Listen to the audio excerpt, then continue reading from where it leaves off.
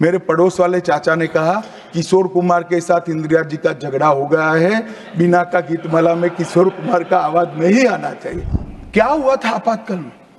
लाखों लोग कोई अपराध के बगैर जेल में ठूस दिए गए। ना ना ना ना ना, ऐसा कुछ नहीं हुआ था। सिर्फ इतना हुआ था कि इलाहाबाद हाईकोर्ट ने उनको सांसद के रूप में अयोग्य ठहरा दिया था। मान्यवर, आपातकाल अभी बड़ी बड़ी उद्दात भावनाओं का स्मरण कांग्रेस के मेरे दोनों सदनों के साथी सदस्य कर रहे थे।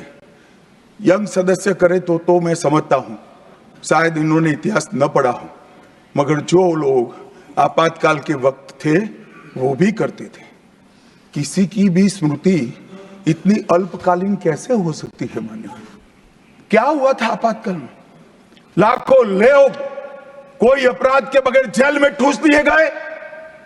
लाखों लोग, कोई पॉलिटिकल पार्टी बाकी नहीं है। आज इनके साथ बैठे हैं, उनमें से भी कुछ लोग जेल में थे, वो भी नहीं बोलते हैं। न्यायालय में डर का माहौल, मीडिया पर सेंसरशिप। इंडियन एक्सप्रेस ने अपना संपादकीय एक भी शब्द लिखे बगैर का कोरा संपादकीय प्रकाशित करा, क्योंकि लिख नहीं सकते थे। श्रीमान शुक्ला साहब से एडिट कराना होता था, वापिस ही नहीं आता था, तो उन्होंने कोरा अखबार ही निकाल दिया।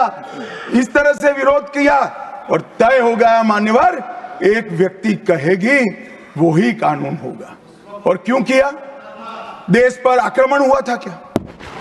देश की आंतरिक सलामती ठीक नहीं थी क्या? ना ना ना ना ना ना, ऐसा कुछ नहीं हुआ था। सिर्फ इतना हुआ था कि इलाहाबाद हाईकोर्ट ने उनको सांसद के रूप में अयोग्य ठहरा दिया था।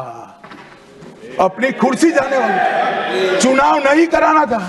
और मान्यवर, जब पार्लियामेंट, जब इसको चैलेंज किया गया और न्यायालय में, सर्वोच्च अदालत में जब चर्चा चली, तब उन्होंने कहा, नीरज डे को पूछा कि आर्टिकल 21 के तहत के अधिकार इमरजेंसी में समाप्त हो सकते हैं क्या?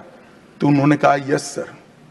साहब, कोई भी वकील को यस सर कहने की इतनी बड़ी फीस नहीं मिली होगी।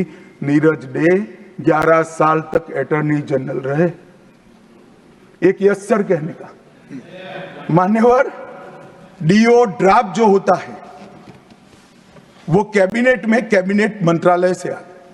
कैबिनेट मंत्रालय में डीओ ही नहीं है। कैबिनेट का जो प्रस्ताव होता है कैबिनेट मंत्रालय के थ्रू जाता है, मगर आज कैबिनेट में कोई रिकॉर्ड नहीं है। कैबिनेट मंत्रालय में मैं तो छोटा था मान्यवर, मुझे जेल में नहीं जाना पड़ा। मेरी आयु होती तो मेरा भी सौभाग्य होता, पूरे 19 महीने इसके विरोध में मैं जेल में रहना पसंद करता, परंतु मैं छोटा था।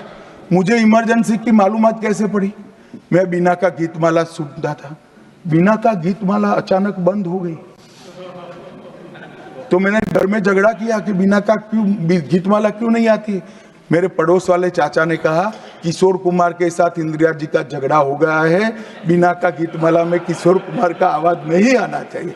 तो नए गीतों की रिकॉर्डिंग हुई और किशोर कुमार और लता मंगेशकर के ड्यूएट गीत भी लता दीदी की आवाज में ही पूरे देश ने 19 महीना सुने। साहब देखिए, डेमोक्रेसी की बात करें मान्यवर, इस प्रकार की कृति, ऐसा दंड दिया देश की जनता ने उनको कि अब स्वप्न में भी नहीं कर सकते हैं।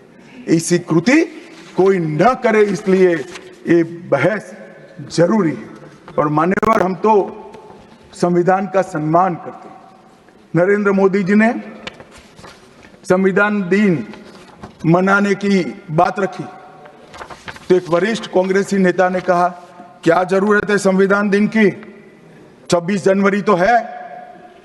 बोले भाई, संविधान को जितनी भी बार स्मरण करोगे, इसकी भावनाओं के प्रति आपकी आस्था दृढ़ होगी। और मान्यवर, इसलिए नरेंद्र मोदी जी संविधान दिन मनाते हैं और संविधान के निर्माताओं की पुण्य स्मृति में मनाते हैं।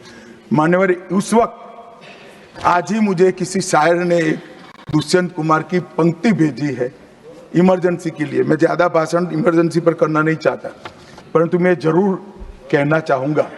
दुष्यंत कुमार की पंक्ति है, एक गुड़िया की कई कठपुतलियों में जान है। एक गुड़िया की कई कठपुतलियों में जान है। आज शायर ये तमाशा देखकर हैरान है। कल नुमाइश में मिला वो चिथड़े हाल कपड़े पहने हुए, मैंने उसको नाम पूछा तुम कौन हो, तो उसने कहा मैं संविधान। दुष्यंत कुमार जी की कविता है, मान्यवर इंदिरा जी को समर्पित है।